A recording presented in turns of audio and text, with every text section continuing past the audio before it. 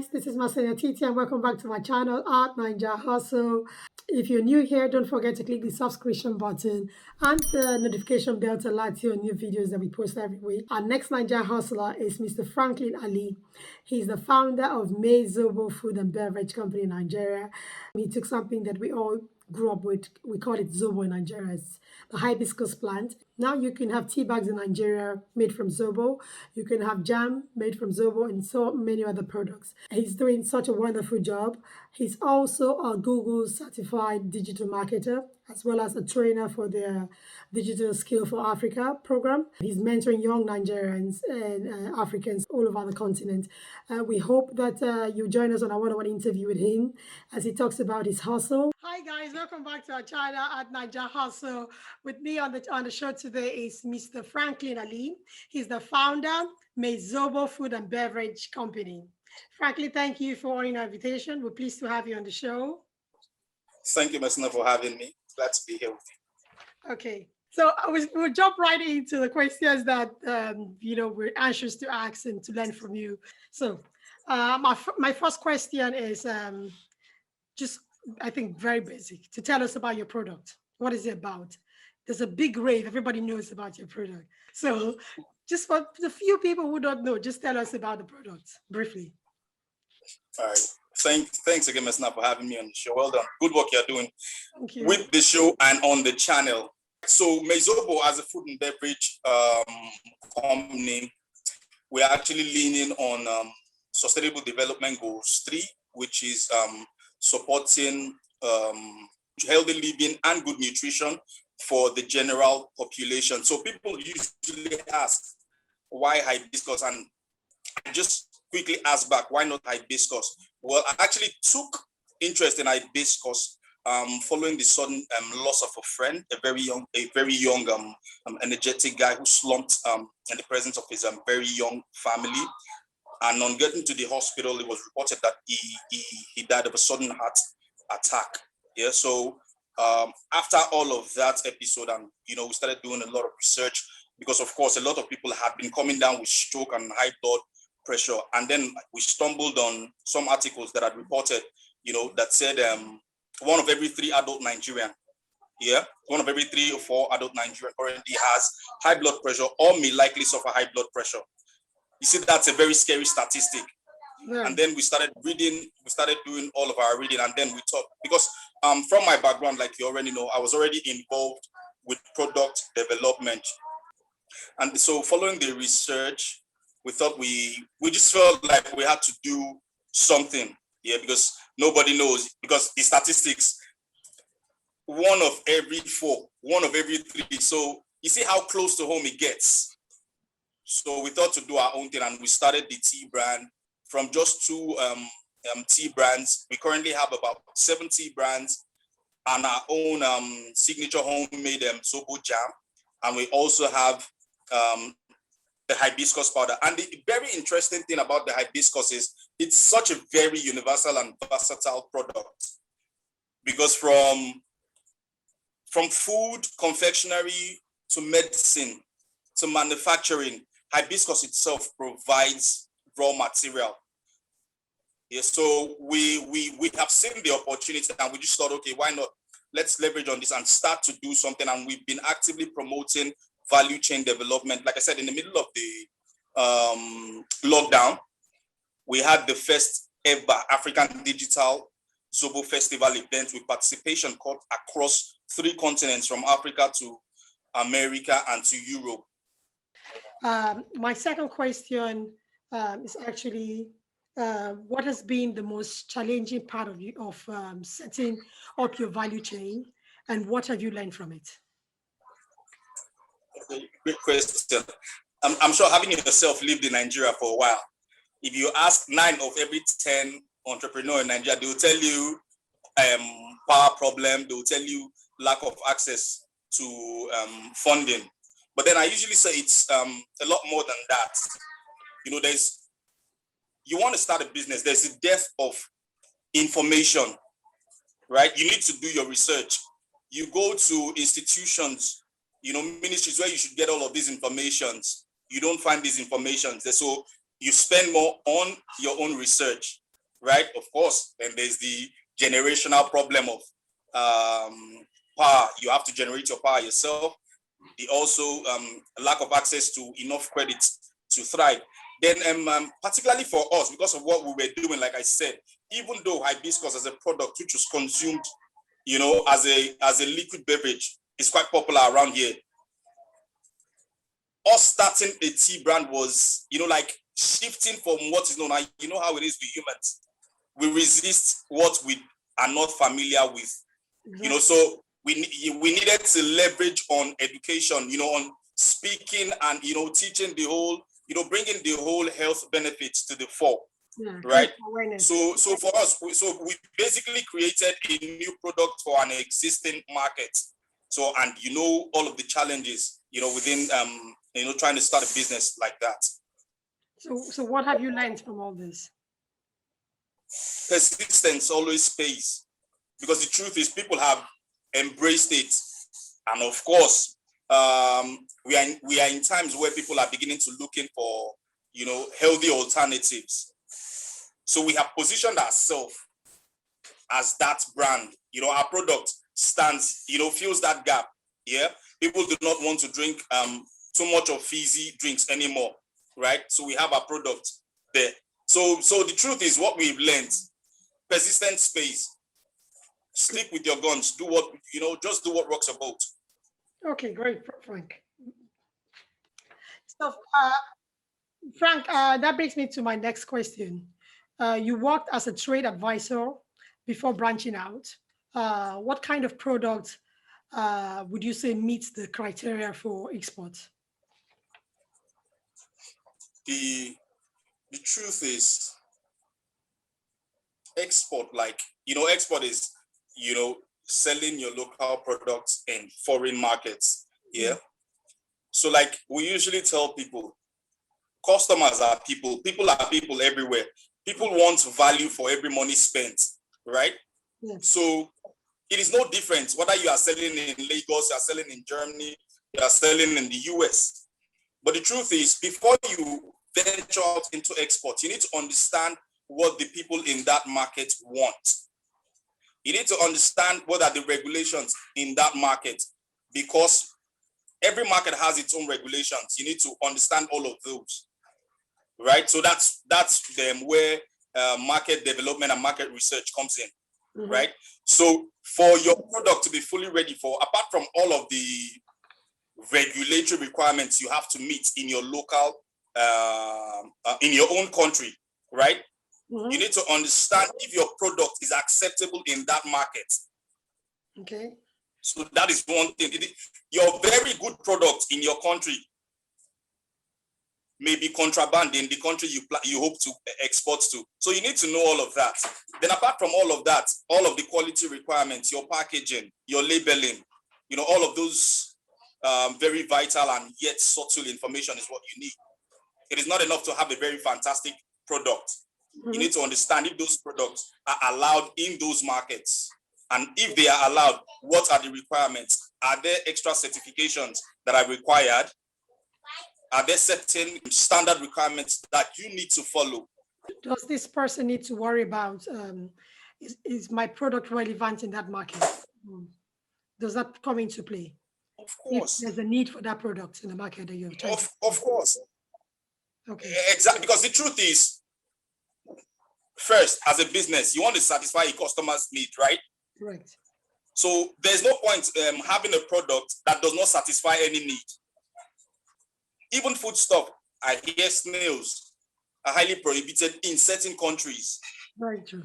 Very true. So it is not enough to say you have fantastic products and you want to export. They just might land you into big trouble. Okay. Very true. You won an award for the first Made in Play 2 exhibition. Walk us through that process.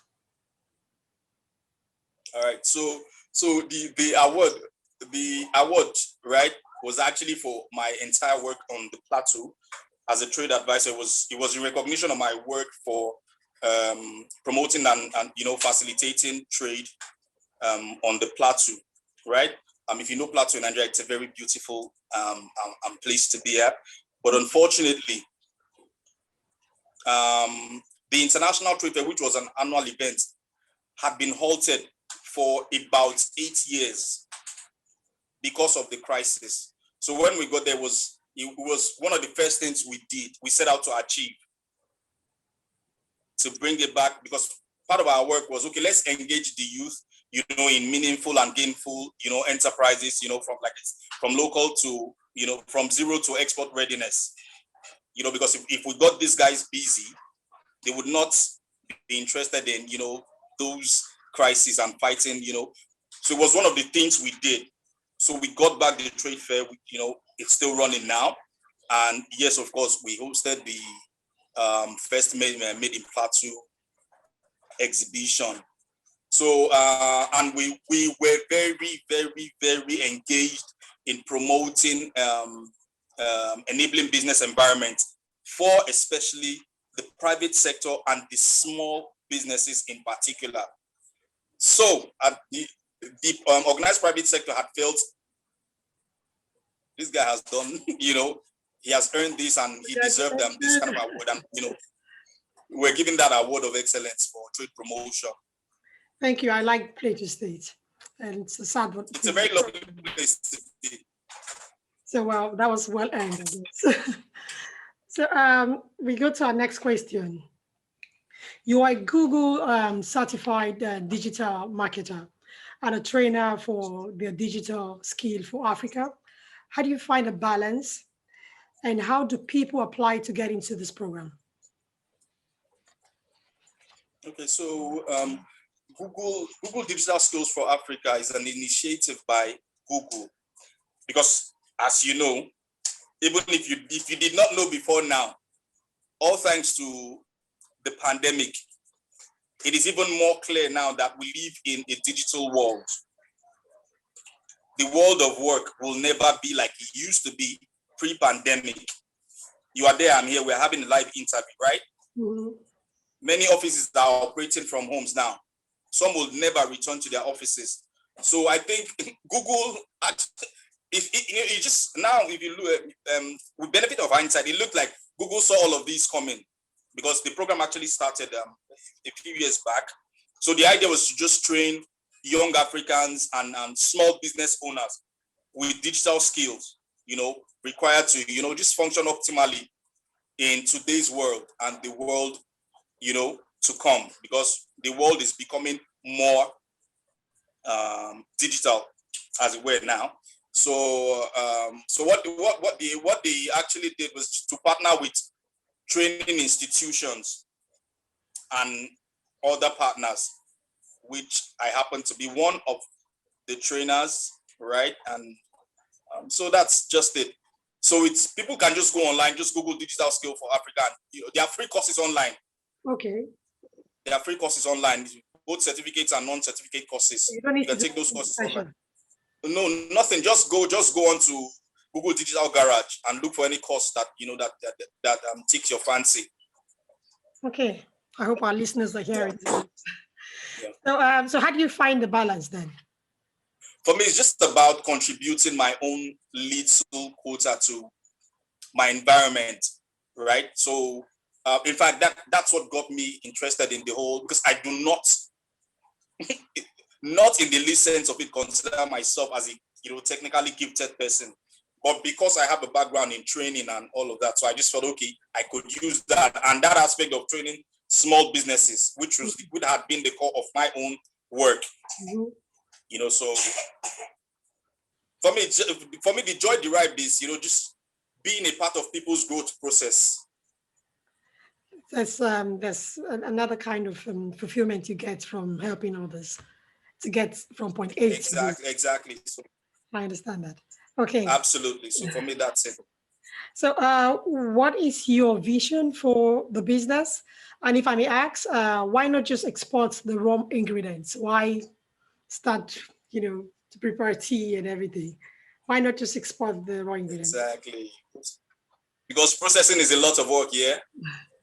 So let me tell you, I like to, when people ask these questions, I like to say, for every commodity you export jobs. For every single commodity, you export hundreds of thousands of jobs along the value chain. You export cocoa. You export the opportunity for people to learn to be cocoa processors, graphic designers of the package, right? People along the value chain who will distribute the product. So imagine the whole product that you are taking away from the nation just by selling a commodity. No serious country has developed selling its commodities. You need to add value to every single product. That is where the money is. That's very true. That's very true. I mean, you create more job for people. You create more jobs. Because like I said, when you export the commodities, you take away the jobs. Yeah, not just skilled job, you know, unskilled as well. So everybody finds a place and they earn something. Exactly. Thank you. You know, it's sometimes it's I think frustrating also when we see products that are, you know, familiar, you know, we know them. These are products we see in Nigeria every day. Or this a vegetable that we know in Nigeria, very popular. And then you find out somebody else from another country has picked up that product, that vegetable, and has packaged it and is selling it back. Exactly. You know, it's easy to come here, buy it for a few pennies. And by the time we are now importing them, we pay heavy hundreds, millions of dollars for those things. And it's really sad. And no nation develops that way. Very true, very true. It's been interesting speaking to you, Frank. So we're arriving to the next questions. Are there areas you're looking into for expansion? Growth is always on the horizon, right? Like I said, we started with tea. We have jam. We're looking to start out with syrup. We're looking to, in a few months, we're looking to have our drinks in cans, right? And of course, we're looking to play in the export markets. But then we're just looking to grow our product portfolio, grow, from a small level. We want to become major players in the beverage market. Very true. That's how we're trying to position ourselves. So, of course, we're looking to grow, but we are taking it one step at a time. So, Frank, very interesting. The people who know Frank, you know that he's popularly known as Zobo guy, or they also call him MaiZOBO. So I think they'll be very excited to hear that several things are coming out of this plant. That was just a regular drink that you boil, put water, but now there's several things coming out of it. Exactly. They'll be very excited. Finally, as someone who worked closely with entrepreneurs, what advice do you have for entrepreneurs who want to take their business globally? Seek information. We live in an information age. Like they say, Google is your friend. Whatever information, it's not just enough to have ideas. You need to find information to, whatever product designs you have. Get information to make your ideas better. You need information to refine your ideas. Keep grinding. Look for collaborations that would help your business. No one business succeeds on its own. You know how they say, the only two heads are better than one.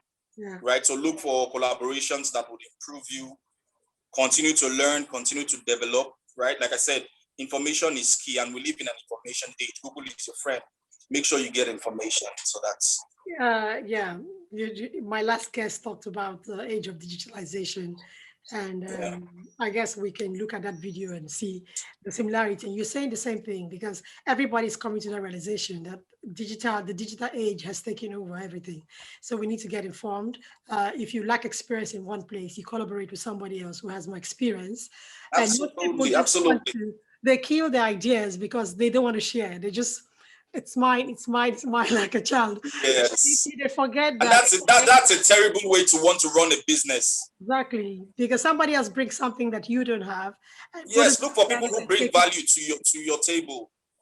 You're very right. Frank, we're so excited to have you on the show. We know your household name, so thank you for agreeing to this interview. Thank you. All right. Thank you so much. Bye-bye. All right. Bye-bye. Hi guys, that was Franklin Ali. It was exciting time with him. I hope that you picked up something. If you're planning to push a new product into the market to take it global, I hope that Frank was able to impact some knowledge on how you can start and how not to give up and just be persistent in your ideas and vision. Try to collaborate with other people. Thank you for watching the show. We hope that you continue to follow us on our Facebook and Instagram page. Click the notification bell, don't forget. It's your hustle.